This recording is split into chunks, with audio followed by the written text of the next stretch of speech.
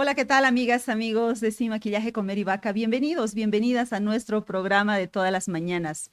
Quienes nos siguen desde que hemos comenzado esta aventura periodística saben que tratamos, no siempre lo logramos, pero tratamos que una vez a la semana ingresen a nuestra agenda temas ciudadanos, más allá de la agenda política y económica que a veces copa nuestros sentidos. Queremos también tratar los temas que conectan con la gente. En ese marco, por ejemplo, hemos traído temas como el tema de los autos eléctricos, la situación de la Caja Nacional de Salud, el precio de la carne y, por supuesto, la situación de la educación. Ese es un tema de constante preocupación en este programa y por eso hoy hemos decidido tratarlo nuevamente. Todos los diagnósticos hablan de una crisis de aprendizaje en Bolivia, de estudiantes que no entienden lo que leen y que no logran superar las barreras de las matemáticas. Por eso hemos convocado a dos especialistas para empezar este tema. Empezamos con Edgar Cadima, él es director general de educación secundaria del país. Bienvenido, profesor Cadima. Buenos días. Buenos días, gracias muy amable por la invitación y un saludo a toda la audiencia. Y también está con nosotros Humberto Portocarrero, él es subdirector del Colegio Saint Andrews, en gestión académica, innovación pedagógica y experto en diseño curricular. Bienvenido, Humberto. Buenos días. Gracias por la invitación y encantado de estar con todos ustedes. Bueno, el programa lo hemos titulado ¿Qué hacer ante la crisis de aprendizaje? Y el profesor de entrada me dijo crisis estructural de aprendizaje. Así que le doy la palabra a él con esta pregunta general. Bien, gracias. Estamos viviendo una crisis estructural en la educación boliviana y particularmente en los aprendizajes. No reconocer un enfermo que no reconoce el estado de enfermedad y el grado de enfermedad que tiene indudablemente oculta no solamente síntomas, sino la posibilidad y la gravedad de esta enfermedad. Y la educación boliviana se encuentra en una situación muy difícil que requiere una atención muy profunda. Todas las evaluaciones que se han venido desarrollando por diferentes organismos, llámese el Observatorio Plurinacional de la Calidad Educativa, OPS en Bolivia, o ya el año 2017 el Laboratorio Latinoamericano de Evaluación de la Calidad, el IESE, que es una instancia de UNESCO, han hecho evaluaciones respecto a la calidad y los aprendizajes que tienen los estudiantes y hemos encontrado, han encontrado resultados que son alarmantes. No sé si tienen el cuadro que puede ayudarnos ahí tal vez, pero si no, después lo vamos a mostrar el cuadro, si quisiéramos tener así una visión más general ahora y luego vamos a ingresar a los cuadritos. Muy bien. Sí, y quisiera hacerle la misma pregunta a Humberto para preguntarle qué hacer ante esta situación de crisis en el aprendizaje. Creo que es interesante poder ver el hecho educativo como un conjunto de varios elementos, ¿no? Sabemos que en el área educativa, en cada unidad educativa, en cada colegio, no solamente están presentes elementos aislados, como decir la parte curricular, los elementos de formación docente, el tema, por ejemplo, de innovación educativa o tecnología, el tema de la misma pedagogía como tal, están presentes dentro del hecho educativo, pero no son elementos aislados. Por lo tanto, coincido bastante con la mirada acá del profesor Cadima en el hecho de mirar de que esta crisis educativa en la que el país se encuentra tiene un fondo estructural, una situación muy compleja, porque no podemos analizar o mirar esta situación a través de un solo lente que permita, en este caso, identificar un elemento específico. ¿Por qué? En el ejemplo claro es si de pronto nosotros pensaríamos que solamente el hecho de los resultados académicos son aquellos que nos van a dar un indicador, llamaremos un concepto muy complejo en esta época de manejar, y siempre se lo ha manejado de calidad educativa, porque ha ido cambiando este concepto a lo largo del tiempo. Nosotros como colegios simplemente estaríamos enfocados en mejorar indicadores de este tipo. En otra situación, si nuestro indicador fuera, por ejemplo, el tema de tener que innovar tecnológicamente, buscaríamos esa situación. Pero más allá de innovar elementos aislados, pensamos que el hecho educativo tiene que ser un conjunto entrelazado, un entramado muy sólido y de todos los elementos que hacen al hecho educativo. Y solamente al mirar a través de ellos podemos identificar en este caso esta mirada estructural de que la educación necesita para poder mejorar. Coincido, estamos realmente en una situación muy compleja a nivel país con el tema educativo. Pensamos que sí tenemos una mirada como centros educativos, ¿no? Cada colegio, cada unidad educativa hace su mayor esfuerzo para poder intentar mejorar, en este caso, la educación que brinda, siempre con aciertos y también con oportunidades de mejora, pero necesitamos un soporte mucho más grande, una reflexión mucho mayor, un acuerdo mucho más grande quizás que venga no solamente desde el mismo gobierno, ¿no? Sino de entender quizás hacia dónde tenemos que ir como país y poder cada unidad educativa ayudar a que realmente esto camine en ese sentido. No sé si el ejemplo vale, pero es como si fuera la educación un cuerpo humano, no se trata solo de analizar cómo está su salud mental, cómo está su mano, cómo está su sistema gástrico, sino del conjunto de ese cuerpo, ¿sí? Totalmente. Cuando vamos al médico nos pueden indicar que de pronto tenemos una falla en el pulmón, en un órgano específico, pero el funcionamiento de un órgano en específico no va a determinar la salud completa de la persona. Y esto es lo que tenemos que entender en el tema educativo.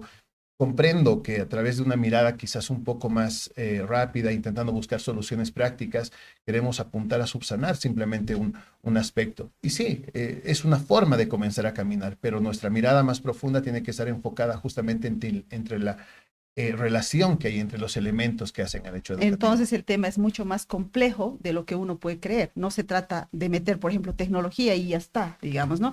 Pero bueno, ahora sí vamos a ver las láminas. Hemos traído 3 láminas, nosotros hemos hecho un par buscando información en instituciones acreditadas y por supuesto el profesor Kadima también se ha venido con su propia lámina, así que vamos a mostrar las 3. Adelante.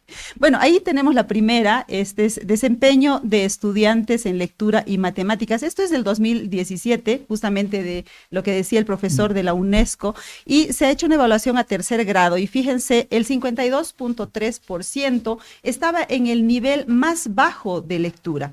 En matemáticas, el 62.2% estaba también en el nivel más bajo de comprensión de las matemáticas, y en el sexto grado, el 32.4% estaba en el nivel más bajo de lectura y el 62.1% en el nivel más bajo de las matemáticas.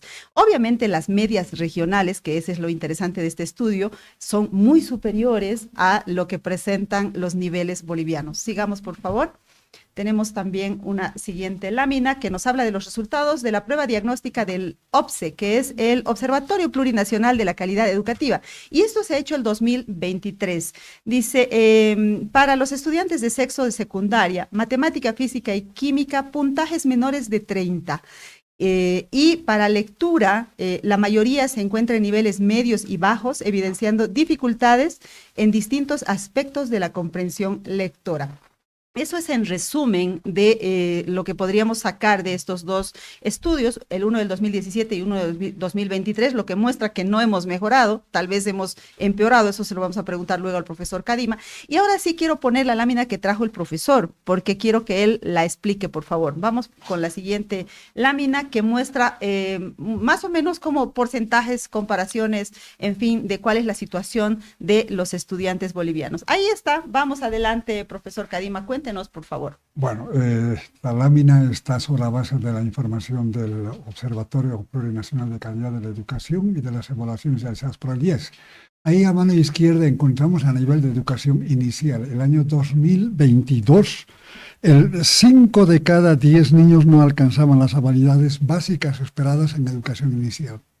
Es decir, estamos partiendo desde la niñez con situaciones de dificultad muy grave para poder desarrollar sus capacidades y potencialidades posteriormente. A nivel de primaria, 7 de cada 10 en tercero de primaria no comprenden plenamente lo que leen y 8 de cada 10 no resuelven problemas complejos de matemáticas. Son datos muy fuertes, muy impactantes en la medida en que están por encima de lo que podía ser una media en términos de déficit educativo. A nivel de sexto de primaria tenemos 8 sobre 10 estudiantes que no comprenden plenamente lo que leen. 9 de cada 10 no resuelven problemas complejos en matemáticas y 9 de cada 10 no alcanzan razonamiento científico en área de ciencias. Aquí se toma el tema ya de sexto de primaria, que nos parece mucho más globalizante, pero también los resultados mucho más dramáticos y significativos. A nivel de secundaria, las pruebas que se han hecho el año 23 nos muestran que 3 estudiantes de 100, y este es un dato muy fuerte, 3 estudiantes de 100 apenas aprueban exámenes de matemáticas, física o química. Es una cantidad muy baja que nos llama a la preocupación enorme. Otros 3 sobre 10 aprueban en comprensión lectora. 3 de 10 estudiantes aprueban contenidos de historia y descolonización, temáticas que han sido introducidas con mucha intensidad durante todo este tiempo. 1 de cada 10 aprueba contenidos de ciudadanía y democracia. 2 de cada 10 aprueban niveles aceptables de escritura y 5 de cada 10 muestran niveles bajos de escritura. Es decir, lo dramático y llamativo es que 3 de 100 aprueban matemáticas, física, geografía y química, no 3 de 10. 3 de 10. Y a mí el dato que más me ha impactado, profesor, usted es el especialista y nos dice que ese de matemáticas, física y química es fuerte, pero a mí el que más me ha impactado es el de sexto de primaria, si la podemos quitar la lámina ya, que dice que 8 de cada 10 no comprende lo que lee, Así es. ¿no? ¿Y qué significa eso para el resto del aprendizaje? ¿Qué significa que un estudiante no comprenda lo que lee? Ahí está la raíz de todo. Ahí está el tema estructural, porque quien no entiende lo que lee no puede resolver problemas, no puede entender el resto de los temas de asignaturas o de áreas de conocimiento que tiene. Entonces significa que puede deletrear, puede descifrar, pero no comprender lo que está leyendo. Y entonces pongámonos en un estudiante que tiene un problema de matemáticas, lee el texto pero no entiende, y ahí tenemos dificultades no solamente entonces en lectura, sino en matemáticas y en sociales y en el resto de las áreas. Ese es el elemento central que nos obliga a que en las soluciones que tenemos que ir buscando, tenemos que enfocar las alternativas de solución en aquellos aspectos que son fundamentales. Comprendo de que, como señalaba aquí el amigo Humberto, que el tema es global. Hay que ver temas de gestión, hay que ver temas de administrativo, hay que ver temas pedagógicos, pero tampoco podemos abordarlos plenamente, sino que tenemos que tener un orden, unos criterios de secuencia, de prioridad, y uno de los elementos en los cuales estamos queriendo trabajar justamente estos temas, indudablemente no vamos a resolver en un año, ni quiero en 6 meses, 6 años, es un tema mucho más complejo que toma tiempo y va a tomar tiempo, pero creemos de que hay que organizar el cambio educativo que tenemos que desarrollar. Y el cambio está en apuntar adecuadamente a las asignaturas fundamentales que son matemáticas, lenguaje, ciencias naturales y sociales. En la medida en que esto podamos abordar de mejor manera y ajustar los procesos y contenidos educativos, creo que podemos dar los primeros pasos para resolver algo. ¿Qué les parece entonces si empezamos justamente por ese dato, el tema de la comprensión lectora? Humberto, ¿qué le parece y cómo afrontarlo? A ver, me parece muy interesante esto que se menciona en el sentido de que si bien hemos identificado el tema educativo como un problema estructural, tenemos que tener siempre un abordaje de ingreso y de actuación, ¿no? Voy a poner 3 ejemplos concretos en el tema, por ejemplo, curricular, apuntando justamente al tema de comprensión lectora. Coincido plenamente con el profesor Kadima en el sentido de que nuestra currícula base necesita ser modificada, necesita ser replanteada, actualizada, porque la currícula nos va a indicar el qué tenemos en este caso nosotros que aprender, ¿no? El qué, el contenido. Obviamente hay currículas en la actualidad que no solamente están basadas en contenidos, hay currículas que son, llamamos tridimensionales, currículas que tienen contenidos, conceptos y habilidades, ¿no?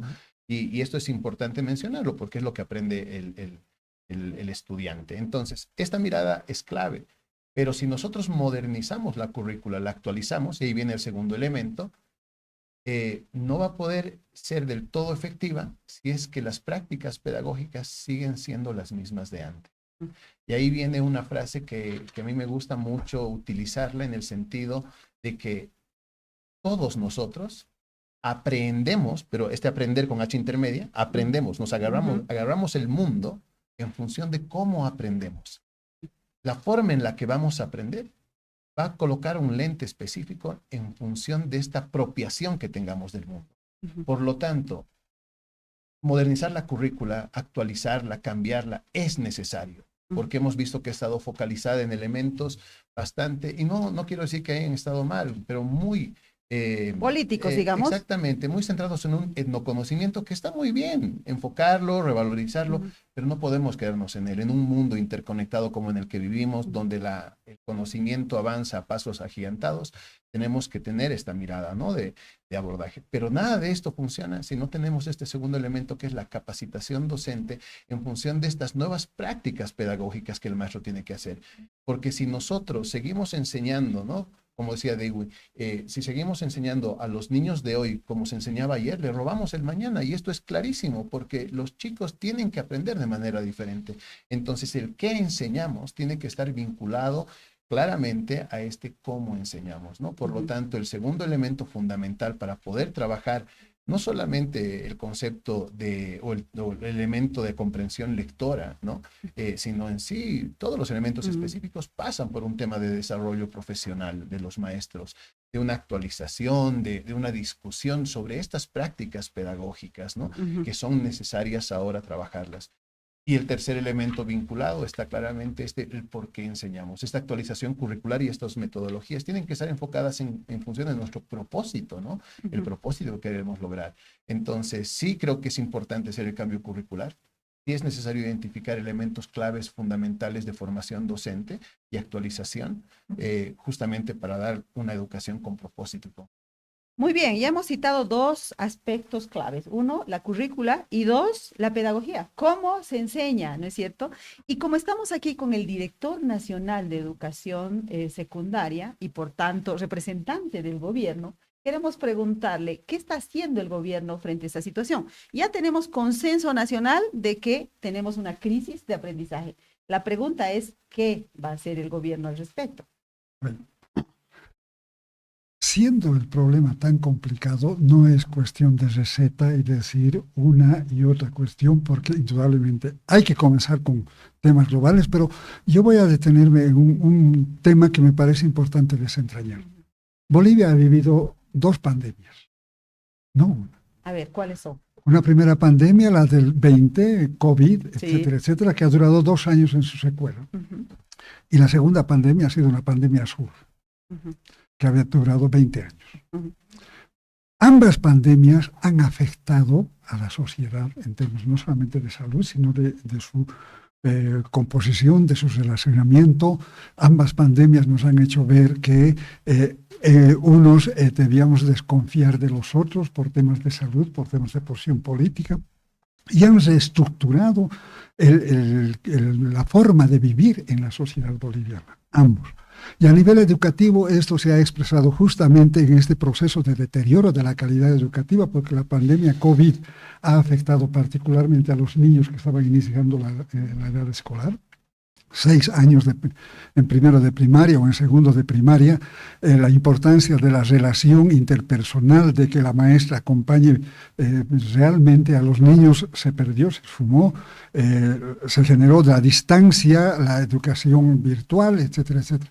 Y con el COVID, con la pandemia azul, tuvimos igual desconfianza del que estaba del lado, de lo que pensaba diferente, etcétera, y se desestructura todo el sistema educativo, llegándonos a una situación en la que estamos ahora. Es decir, esto que estamos viviendo no es azar, no es destino, esto es parte de un proceso que hemos vivido.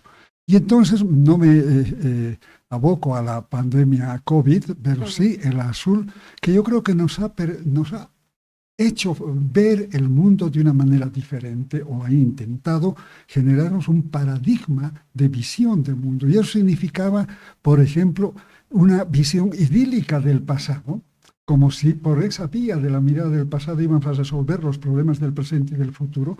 Y entonces lo que tenemos que cambiar, y ahí introduzco lo que estamos haciendo, es reconfigurar la mirada hacia los desafíos del futuro para poder resolver los problemas del futuro y que nuestros jóvenes estén preparados a la perspectiva de una formación que responda a una nueva situación. Intentaron ideologizar todo el sistema educativo. Es decir, todo era originario, regionalizado, comunitario, descolonizador. Evo en los libros. Exactamente. Es un proceso de ideologización muy fuerte que ha vivido la niñez boliviana y que también hay que modificar eso. No podemos vivir. Entonces, parte de lo que estamos haciendo en el proceso de actualización es reorientar la mirada, desideologizar en términos no de quitarle un contenido ideológico. Toda educación tiene un contenido ideológico, no vamos a negar, pero de lo que se trata es de quitarle ese contenido partidario y sectario con el que se introdujo en la educación boliviana. Intentaron reinventar la ciencia desde el punto de vista originario. Tenemos unos ejemplos que son catastróficos en ese sentido. Por decir, uno de los temas en su momento era el estudio del teorema de Pitágoras en el espacio tridimensional y los saberes ancestrales. Lo tengo de memoria. Es decir, yo me imaginaba, no sé, Pitágoras paseando en Achacachi desde ese punto de vista, ¿no es cierto? Es decir, intentaron eso. Hay que cambiar. Entonces, parte de lo que estamos abordando en ese sentido. Entonces, es una mirada diferente del tema en la educación que tenemos que hacer y que parte de un elemento que tal vez no se toma muy, o no es muy conocido, es que estamos redefiniendo los lineamientos pedagógicos de la educación boliviana. O sea, empezando, digamos, desde la mirada filosófica de lo que queremos enseñar, más o menos. La visión global de lo que tenía que ser la educación, porque no podemos hacer cambios puntuales simplemente si la visión que tenemos de la educación está orientada hacia el pasado. Ya, pero para eso suponemos que se tienen que seguir algunos pasos, cambiar leyes, hacer un debate, pero permítame, y quiero leer algunos comentarios. Ahorita vamos a continuar, porque usted ha dado pie a un tema importante y estructural. Permítame, vamos a leer algunos comentarios. Nos escribe Maya Iriarte y dice, también presenten las condiciones de infraestructura, equipamiento y por supuesto de las condiciones y efectos de la socioeconomía de las familias. Hay diagnóstico completo, es como la presentadora indica, no solo es medir la evolución del intelecto, ¿qué pasa con el resto del cuerpo? A propósito del ejemplo que poníamos al principio. Fanny Ichuta Triguero nos dice, la educación fiscal, un factor crucial es la burocracia en las compulsas, al haber cargos acéfalos, ya que varios estudiantes se quedan sin docentes durante meses y meses. Y bueno, así la gente va señalando, tal vez algunos profesores, padres de familia, van señalando desde su propia experiencia otros problemas que hacen a este todo, a este cuerpo que le hemos llamado aquí en el programa, que es la educación. Y bueno, también nos escribe... Ah, no, ahí está. Eso por el momento y quiero darle la palabra a Humberto. Entonces, ¿qué le parece, Humberto, esta idea de cambiar la visión de la educación? Nos dice el profesor Kadima que estaba muy ideologizada, muy política, mirada hacia el pasado, hacia nuestros ancestros y que ahora la mirada tiene que ser a futuro. Totalmente de acuerdo. Es más, cuando él mencionaba el teorema de Pitágoras en este espacio tridimensional, el teorema de Pitágoras es plano, es bidimensional. Hay errores en la currícula base que se planteó hace tiempo que son de verdad, pero para no creer, ¿no? Entonces es importante sí hacer una actualización, generar estos cambios de lineamientos pedagógicos o estos lineamientos, en este caso en el sistema educativo, son fundamentales. Y es un trabajo que sí, que todos tenemos que apoyarlo porque realmente queremos que esto vaya mejorando, ¿no? Creo que sí es importante también el hecho de pensar lo siguiente. Cuando nosotros comenzamos a ver el tema de esta calidad educativa, llamemos así, ¿no? De esta mejora en la educación, como decíamos antes, hay muchos elementos que van a estar siempre en juego. Y es fundamental el hecho de poder entender realmente desde adentro qué es lo que está pasando. En los colegios, los maestros tienen que seguir una currícula y por eso la actualización de la currícula no es un elemento menor. Toda unidad educativa tiene que seguir la currícula base, va a tener una currícula también, en este caso enriquecida por cada unidad educativa. Tenían nombres que antes se hablaban, ¿no? Con el tema de la armonizada, teníamos regionalizadas. Es más, tenemos que tener un lineamiento mucho más claro y enfocado, directo, para que se pueda trabajar más claramente, que el maestro pueda tener la currícula base, esta currícula enriquecida también, que cada unidad educativa tiene en su propuesta, ¿no? Pedagógica como tal, y que el maestro después de este primer nivel de concreción, segundo nivel de concreción curricular, pueda llegar al tercero, que es la planeación de la clase, donde entra en sí esta pedagogía. Hacía una pregunta muy interesante, Mary, hace un momento, ¿cómo debemos enseñar? ¿No es cierto?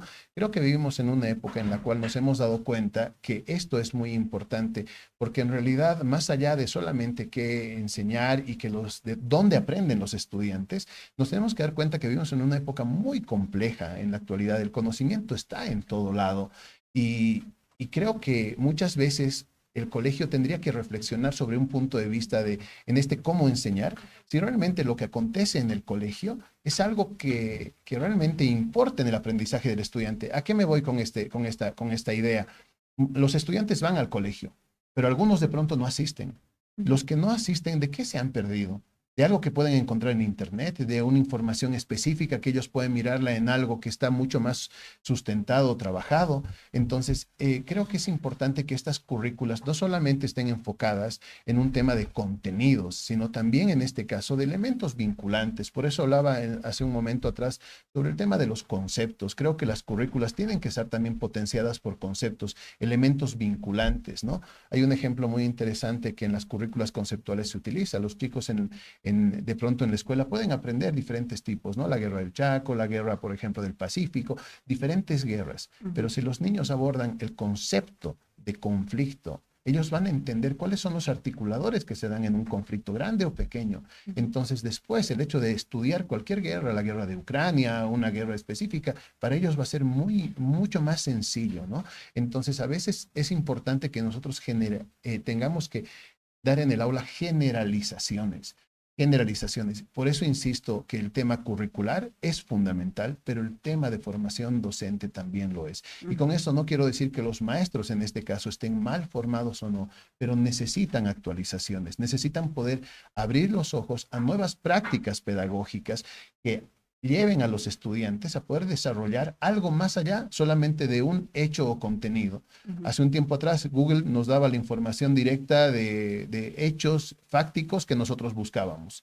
Eso ya estaba ahí. El profesor no tenía que darlo. Hace mucho tiempo atrás el maestro era el que daba esa información, pero la información está por otro lugar. Entonces, ¿qué es lo que ocurre ahora? La inteligencia artificial, o sea, nos trastoca completamente el escenario. Por lo tanto, ahora más que nunca hay que devolverle al maestro la posición de ser este arquitecto pedagógico, que sea él el que pueda decidir cuándo se utilizan qué recursos, qué elementos, a través de qué pedagogías, cuáles son las aproximaciones, ¿no? Por lo tanto, para que esto transcurra, el cambio curricular es fundamental, la formación docente es fundamental, porque en sí, si bien tenemos que tener como centro de aprendizaje al estudiante, porque eso es claro, el actor que va a permitir que esto ocurra es el maestro. Entonces al maestro hay que devolverle esta nueva posición de ser el arquitecto pedagógico de la construcción del hecho educativo. Ha tocado un tema muy, muy delicado, que es el tema de la inteligencia artificial. Cómo puede ser útil o cómo puede ser muy perjudicial también, dependiendo de cuál sea el uso que se le dé en las aulas, ¿no? Si me permiten, tenemos que ir a una breve pausa y enseguida vamos a volver con más de este debate.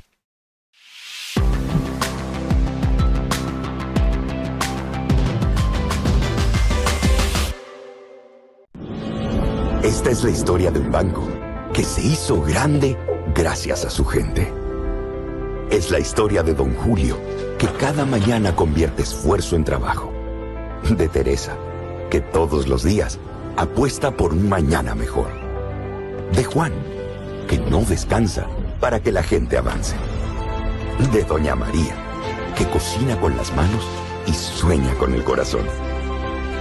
De Pedro y Alicia, que encontraron el lugar donde empieza su historia. Es la historia de Doña Naira, que convirtió constancia en oportunidades. De Ernesto, que sabe que cada semilla es futuro. Es la historia de los que hacen, creen y sueñan. Esta es la historia de un banco que hace 35 años crece junto a su gente. Banco Económico, el banco de nuestra gente. Esta entidad es supervisada por ASFI. Paquetes diseñados para ti, desde 70 invitados en adelante, organización completa y detalles que marca la diferencia. Más información al 715-55-170.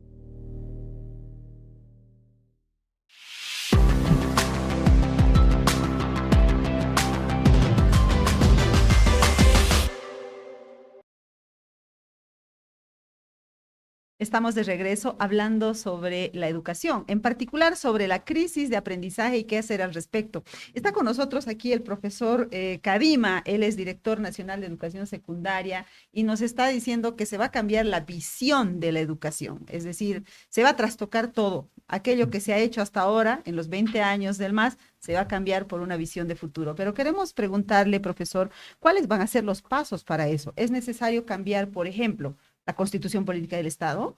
¿Es necesario cambiar la ley Avelino Ciñani Elizardo Pérez? ¿Cuáles son los pasos? Porque claro, recordemos que la gestión dura solo 5 años en Bolivia y queremos saber si les va a alcanzar el tiempo para hacer ese cambio tan importante y estructural que se están proponiendo. El tiempo es un factor importante para lo que queramos desarrollar, pero hay que verlo en términos de proceso, no en términos de conclusión, acabar en una gestión de gobierno. La ley tiene que sufrir un cambio, están planteadas las líneas para este cambio. Eso seguirá un proceso que está mucho más allá incluso del control del Ministerio de Educación, porque eso tiene que ver con el Parlamento, fuerzas políticas, coaliciones, etcétera, etcétera, pero el desafío está planteado, eso sigue un curso. Pero el curso que tiene que seguir la actualización curricular está dentro de las competencias del Ministerio de Educación y no sería la primera vez que se hace una actualización curricular sin cambiar la ley. Es decir, en el marco de la ley actual se han hecho ya 5 actualizaciones curriculares. Entonces son actualizaciones, son ajustes que tienen que realizarse en función de las circunstancias diferentes que estamos viviendo. Más allá de evaluar lo que sucedieron con las actualizaciones anteriores, que fueron unos ajustes muy puntuales, la tarea en la que nosotros estamos es que hay que hacer una actualización curricular, indudablemente en el marco de la ley que todavía sigue vigente, pero con todos aquellos aspectos que son factibles de modificar. Y en este sentido, la visión no es la visión que exija cambiar la ley en este momento, es la visión pedagógica que estamos cambiando y que nos parece fundamental. Es decir, esa visión que nos orienta al qué y cómo desarrollar el acto educativo en los establecimientos y con los estudiantes. Eso es un aspecto importante. Antes de que se vaya al siguiente, quisiera preguntarle, ¿en qué sentido va a ser ese cambio, esa actualización curricular? ¿Qué cosas, por ejemplo, para aterrizarlo a la realidad, qué cosas, por ejemplo, cambiarían? Muy bien. A ver, entre los lineamientos pedagógicos que estamos trabajando está el que el enfoque pedagógico con el que deberíamos orientar el accionario educativo es un enfoque integral, flexible y centrado en el estudiante. No es un enfoque que esté marcado por condicionamientos políticos, ideológicos, sino está orientado a lo que el estudiante tiene que recibir y beneficiarse.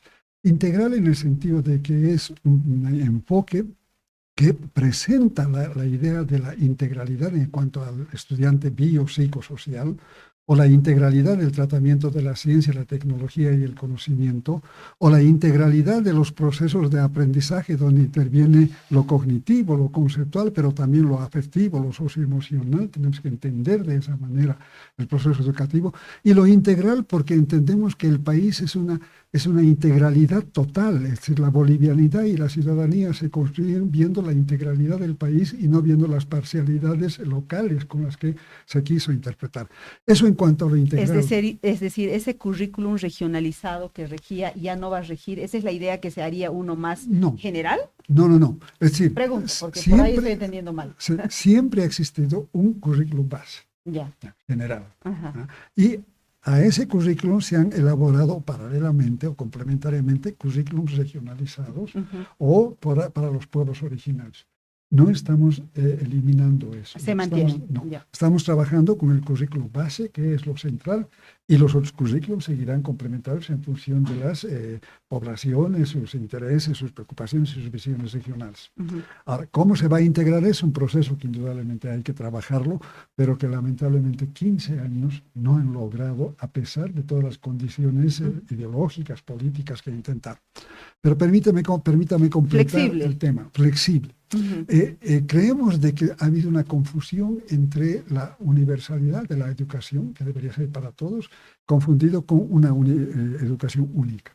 Se implantó un modelo educativo único, sociocomunitario, productivo, que tenía que desarrollarse en todo el país.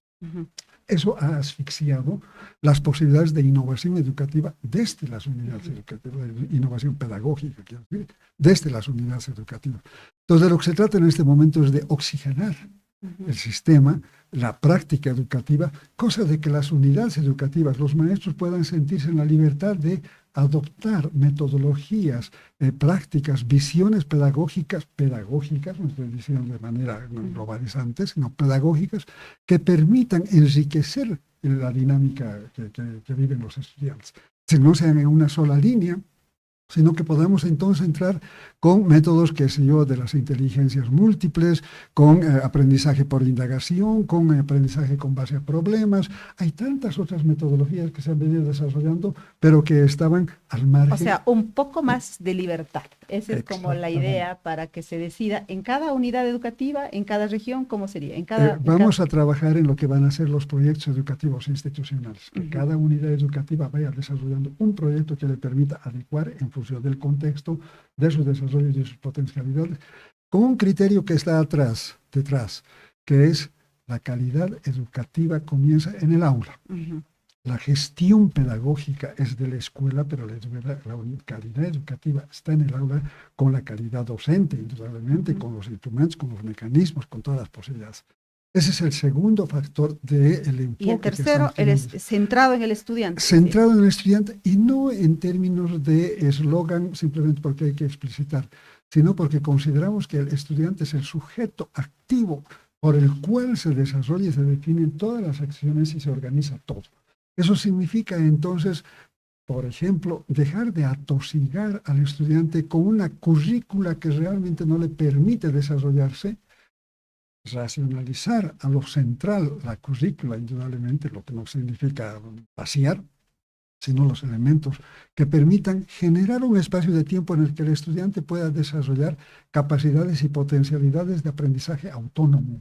Eso significa que pueda ejercitar habilidades de investigación, de debate, de construcción, de interrelación, cosa de que el contenido, como decía Humberto, ya no sea transmitido simplemente, sino que sea procesado por el estudiante. Y entonces ahí el rol que tiene el estudiante ya no es de receptor.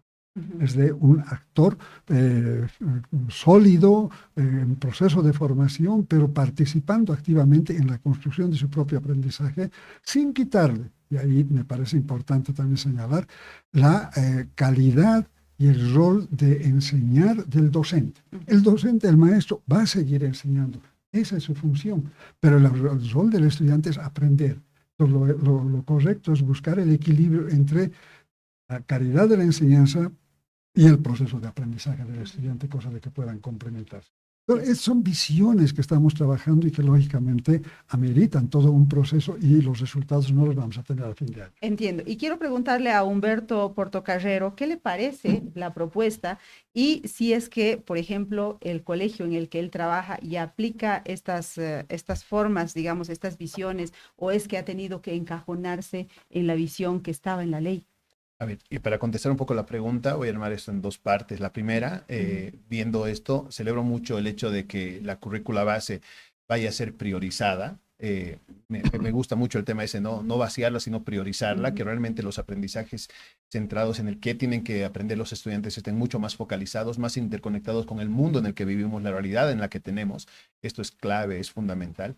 Dar el hecho de que el proyecto educativo institucional sea manejado por cada escuela, por cada unidad educativa, realmente es es específico, porque se está devolviendo, con un poco, cambiando las palabras que usted, Mary, decía hace un momentito, es como que devolviéndole un poquitito este poder de decisión a la unidad educativa, ¿no?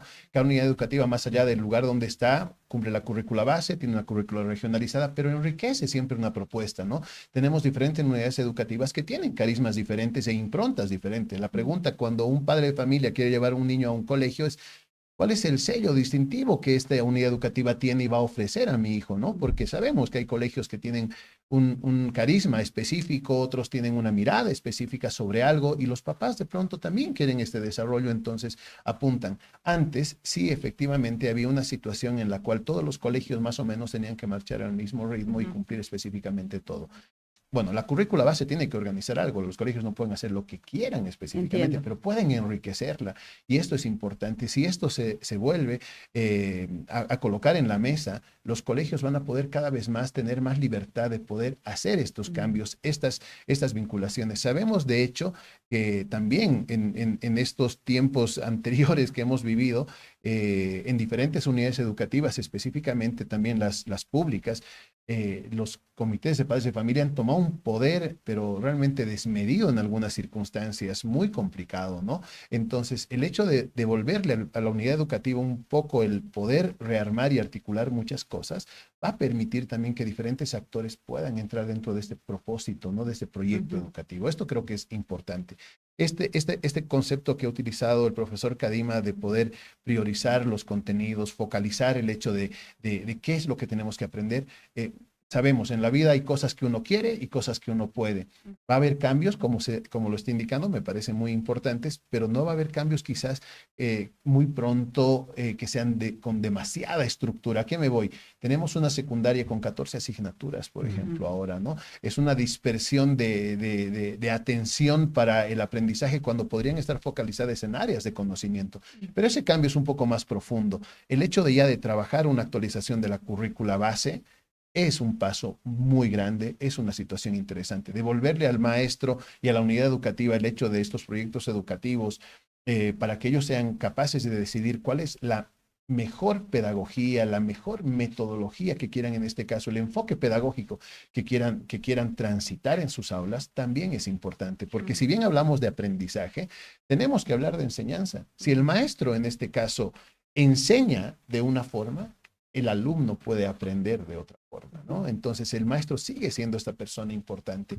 Y sí, hay colegios como en el que trabajo yo que de pronto no es que nos hemos encajonado en una situación, hemos intentado por diferentes circunstancias buscar otro tipo de situaciones. En el colegio en el que trabajo, el Colegio San Andrews, sí, hace muchos años atrás ha decidido, por ejemplo, además de tener la currícula base, enriquecer esta propuesta con la currícula del bachillerato internacional, ¿no? Trabajamos el programa de la escuela primaria, el programa de años intermedios y el programa del diploma. Y estamos ahora por certificar el último, que es el de orientación profesional.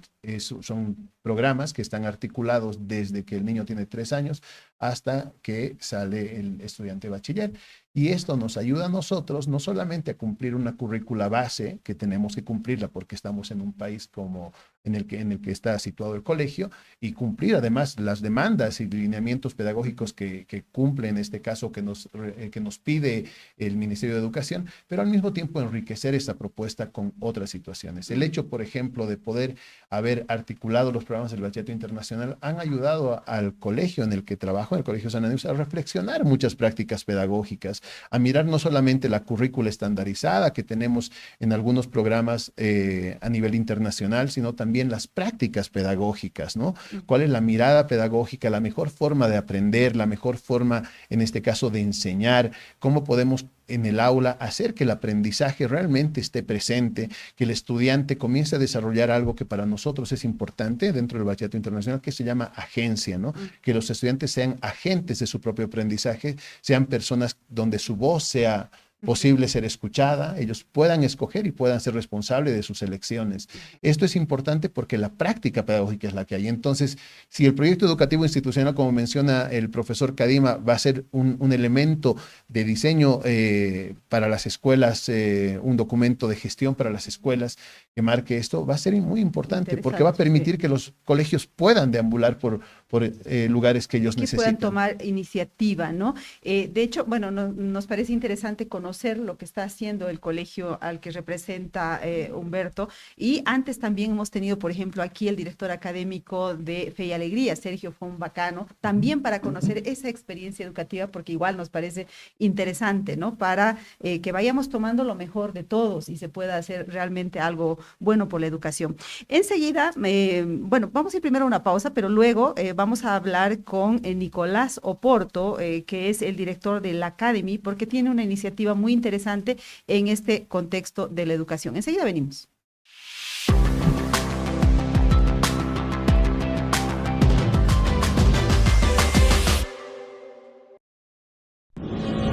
Esta es la historia de un banco que se hizo grande gracias a su gente. Es la historia de Don Julio, que cada mañana convierte esfuerzo en trabajo. De Teresa, que todos los días apuesta por un mañana mejor. De Juan, que no descansa para que la gente avance. De Doña María, que cocina con las manos y sueña con el corazón. De Pedro y Alicia, que encontraron el lugar donde empieza su historia. Es la historia de Doña Naira, que convirtió constancia en oportunidades. De Ernesto, que sabe que cada semilla es futuro. Es la historia de los que hacen, creen y sueñan. Esta es la historia de un banco que hace 35 años crece junto a su gente. Banco Económico, el banco de nuestra gente. Esta entidad es supervisada por ASFI.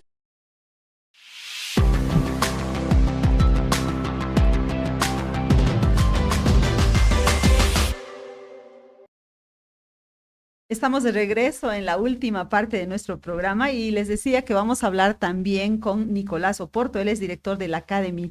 Nicolás, bienvenido, buenos días.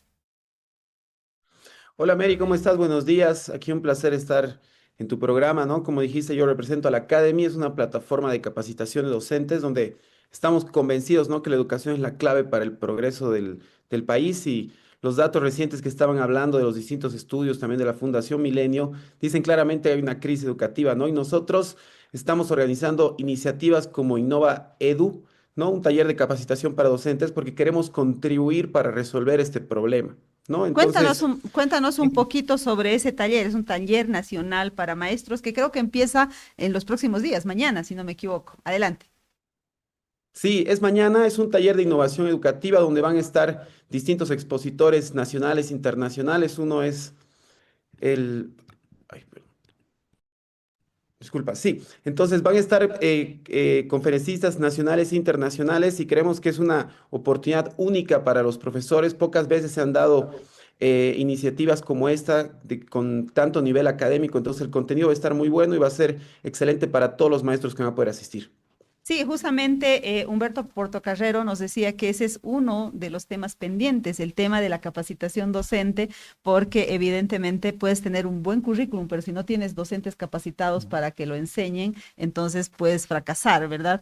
¿Y qué tal, Nicolás, cómo consideras que, cuál es el mensaje central en realidad que va a dar este taller a los docentes, a los profesores? Bueno, en realidad hay varios mensajes, pero creo que el más importante de todos es que estamos viviendo un cambio de paradigma educativo, ¿no? Que ya han estado hablando un poco de este tema, pero con todo el tema estamos viendo una era de la inteligencia artificial donde está cambiando la forma en cómo aprendemos, cómo estudiamos, y los roles del docente, del estudiante están cambiando. Por eso es importante que los docentes tengan una capacitación. Y en un mundo que está en constante cambio, además, ¿no? Entonces, además, los docentes son el centro de educación, son los que llevan a cabo, los que la ejecutan, los que la gestionan. Entonces, si queremos cambiar la educación, tenemos que empezar por los docentes como el núcleo, ¿no? Y la parte más importante de la educación, del aprendizaje. Bueno, has hablado justamente del tema de la inteligencia artificial y quiero preguntarle al profesor Kadima si es que ese tema va a estar introducido en estos ajustes que se va a hacer a la educación a partir de ahora. Lo digital estamos nosotros pensando que tiene que ser trabajado desde el enfoque pedagógico. No es la lógica de introducir sea la inteligencia artificial, o sea, lo digital, de manera técnica. sino que tiene que ser como apoyo al desarrollo pedagógico, a las posibilidades de desarrollo de los estudiantes desde el punto de vista. Pues nosotros estamos trabajando con lo que es, iniciando un proyecto que se llama Aula Conectada, que va a significar la dotación de antenas Starlink en 4.500 antenas, lógicamente no ha de ser en un mes, sino en 4 años, pero que permita la conectividad de las unidades educativas, de la infraestructura, a partir del cual se pueda desarrollar eso como un apoyo para poder desarrollar de mejor manera los aspectos pedagógicos en el desarrollo de los contenidos curriculares que vayamos a tener, cosa de que adecuemos muchos de los contenidos a el manejo y el desarrollo tecnológico. Pero tenemos mucho cuidado en ese sentido porque uno se emociona mucho de la tecnología. Y nosotros hemos introducido una prevención ya a principios de este año con la resolución 001, que es la prohibición de los celulares en el aula, que indudablemente limita lo que puede ser el manejo de inteligencia artificial, pero también está orientado al control y el aprendizaje del manejo de este instrumento que nos parece fundamental y que estaba resultando perjudicial y que vemos que en otros países también está en una lógica, no porque nos copien, sino porque creemos que la dinámica a la que hemos llegado con el manejo de estos instrumentos es muy peligroso. Pero además en la 001 hemos introducido algo que no se ha percatado mucho y que los maestros sí están trabajando. Y es que estamos exigiendo el retorno al lápiz y al papel y a la lectura en libro. Es decir, al limitar el uso de los celulares en el aula, indudablemente reforzamos este tema, que también son medidas que se están llevando adelante fuera del país en otras experiencias, pero que nos parece fundamental. Entonces, lo tecnológico e inteligencia artificial hay que trabajarlos como instrumentos de apoyo para el adecuado funcionamiento y administración pedagógica que tienen que tener los estudiantes. Qué interesante lo que nos acaba de decir, que en la era de la inteligencia artificial vamos a volver al lápiz y al papel, porque claro, porque si no los estudiantes le van a preguntar a ChatGPT todas sus tareas y listo, ¿no? Y no van a aprender realmente, ¿no? Así es que me parece interesante. ¿Qué le parece, Humberto, este manejo sobre el tema de la tecnología? Yo me imagino que ustedes tienen obviamente todo equipado, es una educación de élite, tienen computadoras, qué sé yo, pero no es la generalidad de las escuelas bolivianas, ¿verdad? No. Y coincido plenamente con el profesor Kadima, el hecho de la introducción de la tecnología no es introducirla por introducirla, tiene que tenerse un propósito educativo. La inteligencia artificial nos puede sacar un montón de información muy bien trabajada o muy mal trabajada, dependiendo qué es lo que pidamos nosotros y cómo interactuemos con ella, de una manera totalmente rápida. Voy a poner el siguiente ejemplo. Si tenemos un robot para construir paredes, y esa es la inteligencia artificial, esta puede construir edificios, pero en segundos, en minutos, enormemente grandes. Pero si estos edificios no han sido realmente diseñados por un ingeniero, un arquitecto que ahí está mirando cómo tienen que estar distribuidas las paredes, es muy probable que el edificio se caiga en dos o no sea funcional para nada. ¿Qué quiero decir? La inteligencia artificial es muy buena, pero hay que saberla cómo llevar al aula, hay que saber cómo trabajamos con ella. Los elementos de corte de diseño pedagógico son centrales. Ahora más que nunca, por eso lo mencionaba hace rato, es importante que el maestro devuelva en sí mismo esta autoridad académica de diseño. Él tiene que ser el arquitecto pedagógico de cómo diseñar y cómo trabajar esto. Celebro mucho el hecho de que se hayan prohibido los celulares en el aula, no por el hecho de que yo soy una persona muy dada a la innovación tecnológica, soy un apasionado de la robótica educativa, sé las potencialidades que se pueden lograr con esto, con la vinculación tecnológica, pero hay una situación. Hemos visto también que el dispositivo ha comenzado a generar un problema muy complejo en cuanto al bienestar de los estudiantes, porque a veces el aparatito que todos tenemos o que los papás entregan a los niños, ¿no es cierto?, que debería ser una responsabilidad de los padres enseñar a sus hijos a utilizar el dispositivo, pero simplemente muchas veces se los entregan y llegan al colegio, generan unos problemas de convivencia muy complejos de resolver dentro de las mismas unidades educativas. Entonces, y además generan un tema de distracción muy complejo. Es más, nosotros como adultos estamos en una reunión, en una charla, nos llega un mensaje, automáticamente estamos como que pendientes de mirar qué es lo que ha pasado. Generamos puntos de distracción muy fuertes y los chicos tienen que estar concentrados en el aula. Entonces, esto ha sido importante, por lo menos en este tiempo que las escuelas hemos estado prohibiendo el uso de los celulares creo que ha mejorado muchos aspectos de relacionamiento, no todos, o sea, pero hay indicadores que van mostrando que la convivencia va mejor, hay mucha más atención y más discusión en el aula, hay mucha más presencia del estudiante en el aula también, y esto es muy importante. Para esto, obviamente, siempre hay algo bueno y algo que también tenemos que trabajarlo, es el hecho, lo que mencionaba Mary, el hecho de que las unidades educativas tengan de pronto un soporte de dotación de dispositivos para poder trabajar o áreas de trabajo. Esto es complejo porque la realidad de las unidades Porque educativas las Kipus no han no funcionado. es la misma. No, es que no es la misma. La distribución, digamos, en este caso de tecnología en las diferentes unidades educativas, tanto privadas como en este caso estatales, es totalmente diferente, ¿no? Entonces sí, ahí hay que ver un poquitito cómo se introduce la tecnología, cómo se la trabaja. Obviamente la infraestructura no lo es todo, ayuda muchísimo, ayuda un montón el momento que se la tiene, pero hay que saberla también utilizar para que realmente el hecho educativo sea como queremos. Quiero preguntarle a Nicolás, ¿cuándo va a ser el taller? ¿Dónde? ¿Cómo? En fin, ¿quiénes pueden inscribirse? Adelante. Claro que sí, el taller empieza desde el día de mañana, desde el de 22 de julio, día miércoles. Es 100% virtual. Van a haber distintas ponencias. Uno de ellos va a ser precisamente Humberto Portocarrero, que está aquí presente con nosotros, que le mando un gran saludo igual a Edgar, que me están escuchando. Y bueno, son cinco módulos de 5 distintos temas, ¿no? Donde se van a tocar desde las competencias necesarias para hoy en día, para el siglo XXI. Se va también a hablar del autoaprendizaje, que ahí involucra un poco lo que es neurociencia en la educación. Cómo mejorar la calidad de la gestión educativa en las aulas, ¿no? Comunicación, se va a hablar también de innovación en el aula y de un poco de inteligencia artificial aplicada, ¿no? En la educación. Entonces es 100% virtual, así que esperamos que todos los maestros que ya están inscritos puedan aprovechar al máximo de esta oportunidad. Muy bien. Y para el final, pues ya vamos a terminar. Creo que ya es hora de irnos. No, ya es hora de irnos. Tenía 2 temas picantes que tratar, pero no voy a poder. El tema del aprendizaje de los idiomas, quería saber cómo es eso de, se ha priorizado idiomas nativos, ahora vamos a ir al inglés o no, en fin, todas estas cosas, aparte el tema de la religión, en fin, hay un montón de temas que quería tratar, pero se me ha acabado el tiempo, así es que les agradezco. Profesor Karima, muchísimas gracias por haber venido al programa. Muchas gracias a usted, Mary. Contento de participar y de poder exponer la opinión y los criterios que estamos desarrollando desde el Ministerio de Educación. Gracias. Humberto Portocarrero, muchísimas gracias. Gracias a ti, Mary, y de verdad es importante el hecho de que siempre se hable de educación. Es la única forma, la única herramienta que tiene la humanidad de poder transformarse a sí misma y nosotros como país. Entonces, discutir sobre educación siempre es importante. Y también me despido de Nicolás Oporto. Gracias, Nicolás. Muchísimas gracias.